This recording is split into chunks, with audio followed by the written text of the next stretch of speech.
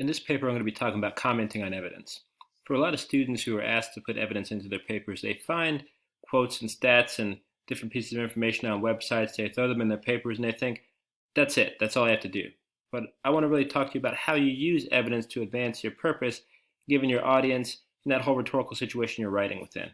So to start off, I want to draw your attention to an article. It's called The Maker's Eye, Revised in Your Own Manuscript by Donald Murray.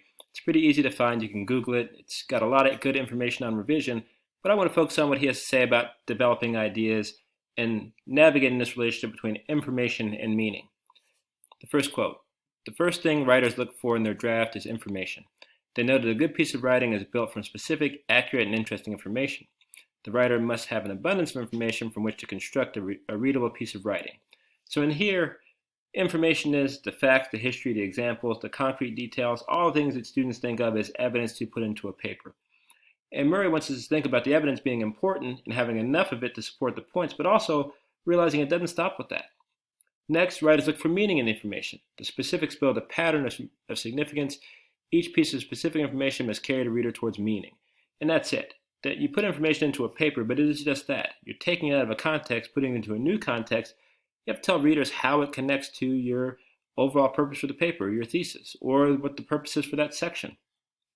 Every piece of evidence has a unique perspective, and you want to draw that piece of that unique perspective out of the information so that you can kind of advance your ideas. So let's see what else to look at here. I've had this illustration before in a previous video. I have a video on signal phrases. You might want to look at that. I have another video on evidence and finding the right evidence to support a point. But here we want to think about this idea of commenting on evidence. So let's look at this piece of evidence here. I'm writing about obesity. I have this piece here. The Center for Disease Control reports that the percentage of children aged 6 to 11 who were obese, a step up from overweight, jumped from 7% in 1980 to more than 17% in 2012.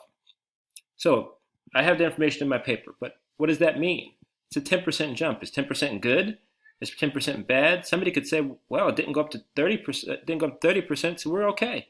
Somebody else could say, but it could have been way lower than that. So your job as a writer is to think about why this piece of information matters. What's the unique perspective you want to focus in on here? Is it the time frame there? Is it the percentage jump? What is it going to be? So down here, I've highlighted it to speed up the discussion here. The findings are important because they reinforce the fact that something environmental is happening. People's eating habits are changing, and they're passing those habits on to their children. So presumably in this section, I'm talking about those environmental factors, and if I am, this piece of evidence is going to be commented on in that way. And from there, I'll begin to make more points, and after there, as I'm making these points, I'll probably have another claim that will need more evidence to support. And that's how this progression goes. You make a claim, you support it with evidence. In the process of commenting on evidence, you probably make another claim that's so big you need more evidence. So you're not just randomly throwing pieces of evidence in, you're strategically building an argument based on unique perspectives you want to advance that help you make the points you want to make. So let's look at this example article I've been using throughout these videos. Same thing, we're looking at antibiotic use in animals, and this person is writing about the impact that it has on humans. So we'll start with the topic sentence. Unfortunately, there is not plentiful funding for independent long-term research studies associating use of antibiotics in animals to antibiotic-resistant bacteria in humans. So here they're talking about the research, but really it's about this impact on humans. That's the point that's articulated in the thesis, so that's what I'm going to focus in on. First, I'd say they probably should revise that topic sentence to really get to the point a little better, but the focus is on the use of antibiotics is dangerous to humans. So let's get to this piece of evidence. They're saying low-dose prolonged courses of antibiotics among food animals create ideal selective pressures for the propagation of resistant strains. So before I get to the commenting on evidence, I'd say that's pretty technical. This person would want to think about their target audience and who they're trying to reach out to, and from there, probably summarize this so it's actually more readable and makes more sense. But the next step is to comment. Why is this in the paper? How is it advancing the idea? There are a couple points you could look at. This idea of drug-resistant bacteria. Why is that a big thing, this drug-resistant bacteria? Comment on it. It could be this idea that low dose is important. Why do low doses matter? Is it because farmers are saying that low doses are not a problem? Is it because people have questions about low doses? I don't know, but this author, Levy, decided it was an important enough point to comment on or to put into the statement. So it's worth discussing probably. Or also this prolonged use. So we got 3 potential points to be developed here. Depending on how long this paper is going to be, this author might decide to not go right to this next piece that talks about the context of the study, but maybe just comment on drug-resistant bacteria. What is it? Why does it matter? Why is it a problem? Maybe they're writing a little bit longer paper. They also go into the low dose and what that means and what a low dose looks like and why it's a problem and why it might be a problem for different kinds of animals. Or this prolonged use. What is a normal use? What could it look like? How could it be shorter? Those are all things that could be commented on to create that meaning, because right here, I might get what that means, but I might not. Then we go to the next piece of information.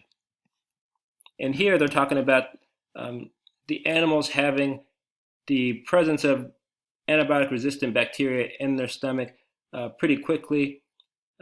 So that's going to be the thing to think about. They're talking about this happening and it also being transferred to the farm workers. So here it is about transfer to humans. It's directly related to that topic sentence, but they probably should also comment on it a little bit. Transfer to humans. Why is this important? Is this a microcosm of a bigger issue? It happened on this farm, and it's happening to humans all across the globe whenever they eat food that is raised in this way with those antibiotics in it. That's a comment that could be made. Or if they want to really get to this idea of research, that could be the thing they tie in, but I would probably suggest they revise out the research because it seems to be mostly focused on the impact on humans. Then we get to this last piece of evidence here. When they returned back to organic farming, the problem went away. So here, the unique perspective or the point to emphasize is time. Comment on time. Don't just go into this next piece, comment. I see what they're doing here. They probably have taken the comment that Levy originally had in the article and just kind of put it in there. But this ends up being one big paragraph summary of this article when really they need to be taking the article apart and thinking about the pieces and really advancing the argument to discuss why this matters to humans, because you have a real audience of readers who are looking there thinking, hey, I like my gigantic chicken breast. If that's what it takes, that's what it takes.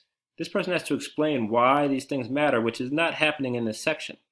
So if we're thinking about commenting on evidence, you may think that throwing a quote into your paper is all you need, but after you put that quote in there and have the information, you also have to take the next step and start thinking about how it advances your argument and creating meaning out of that information.